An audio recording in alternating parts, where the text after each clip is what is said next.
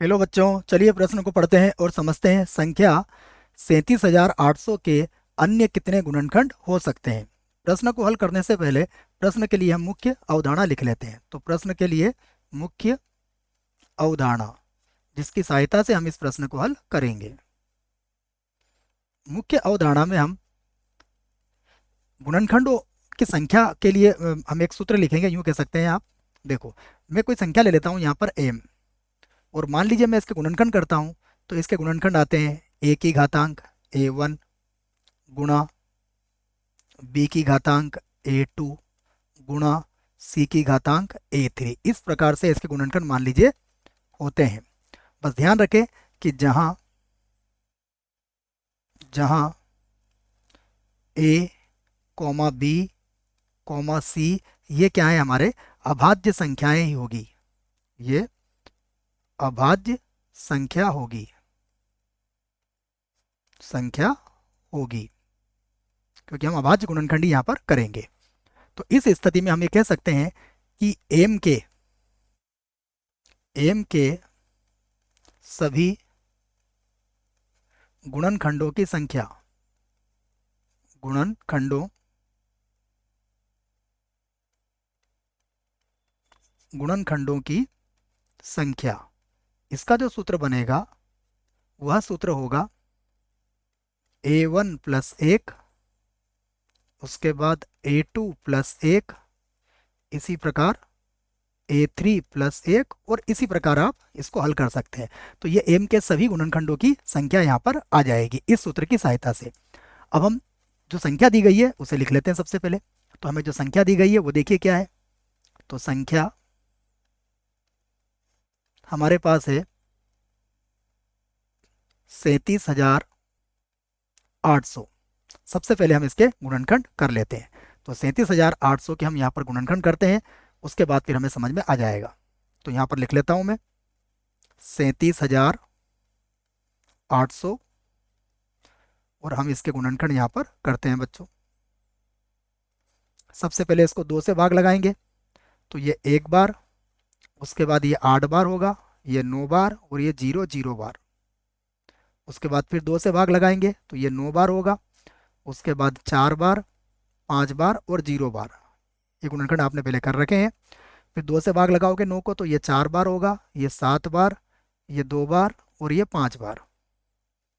उसके बाद हम इसको 3 से भाग लगा देते हैं, तो 3 के पहाड़े से 1 बार, फिर ये हो जाएगा 15, फिर हो जाएगा 7, और फिर हो जाएगा 15। उसके बाद फिर से हम 3 से भाग लगाते हैं, देखो, तो ये 5 बार, उसके बाद 2 बार, और फिर से 5 बार। आगे भाग लगाते हैं तो अब 5 से भाग लगा देते हैं इसको। 3 से भी भाग लग जाएगा बच्चों, क्योंकि 10 और 2 12 हो रहा है। तो 3 से भाग लगाएंगे तो 1 बार, उसके बाद 7 बार, और उसके बाद फिर से 5 बार चला जाएगा।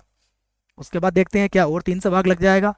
तो 7 और 13 नहीं बच्चों, अब हम 5 से भाग लगाना पड़ेगा हमें। तो 5 से भाग लगाते हैं तो ये 3 बार, और ये हो जाएगा 5 बार।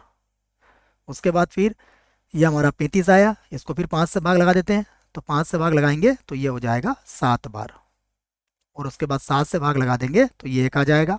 तो इस आधार पर हम इसके गुणनखंडों को या अभाज्य गुणनखंडों को इस प्रकार लिख सकते हैं, देखो।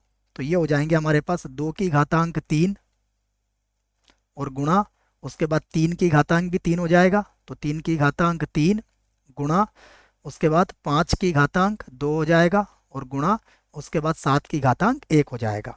और ये जो सूत्र मैंने लिखा है इसकी सहायता से हम इस बात को कह सकते हैं गुणनखंडों की संख्या। यहाँ पर लिख देता हूँ मैं 37,000, पूरा लिख देते हैं बच्चों। इसको हम 37,000, यहाँ पर लिख देता हूँ मैं 37,800 के सभी सभी गुणनखंडों गुणनखंडों की संख्या। इसके सभी गुणनखंडों की संख्या देखिए क्या हो जाएगी। पहली घातांक 3 है, तो ये 3 प्लस 1 होगा। उसके बाद घातांक फिर से 3 है, तो ये 3 प्लस 1 होगा। उसके बाद घातांक 2 है, तो 2 प्लस 1 होगा। उसके बाद फिर 1 प्लस 1 हो जाएगा। इसे हल कर लेते हैं, तो ये हो जाएगा 4, ये भी हो जाएगा 4, ये हो जाएगा 3 और ये हो जाएगा 2। तो 4 का पढ़ा 4 बार बोलिए बच्चों, 16 हो जाएगा, और 16 का पढ़ा 6 बार बोल लीजिए, तो ये हो जाएगा 96।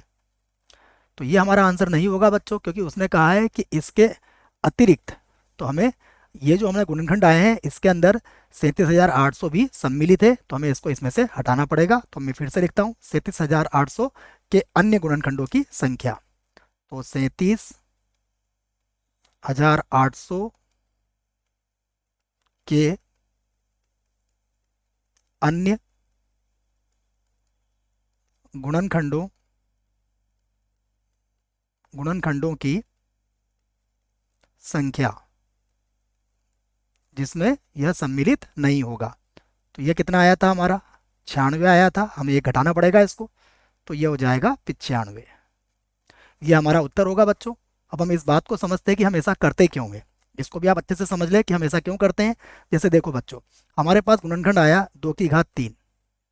अब 2 की घात 3 आया तो देखो गुणनखंड में क्या क्या संभव है, सभी का गुणनखंड 1 भी होता है, तो 2 की घातांक 0 संभव है, 2 की घातांक 1 संभव है, 2 की घातांक 2 भी इसका गुणनखंड हो सकता है, और 2 की घातांक 3 भी इसका गुणनखंड हो सकता है। तो आप देखो कितनी स्थितियां बनी, तो यहाँ पर बनी है हमारी 4 स्थितियां, और घातांक कितनी थी, 3।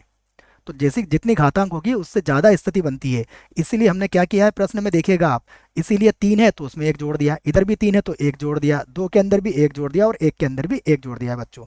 इसी आधार पर हमने इस सूत्र को भी बनाया है। ये हमारा सही उत्तर है। आशा करता हूँ आपको इस प्रश्न का उत्तर समझ में आया होगा। धन्यवाद।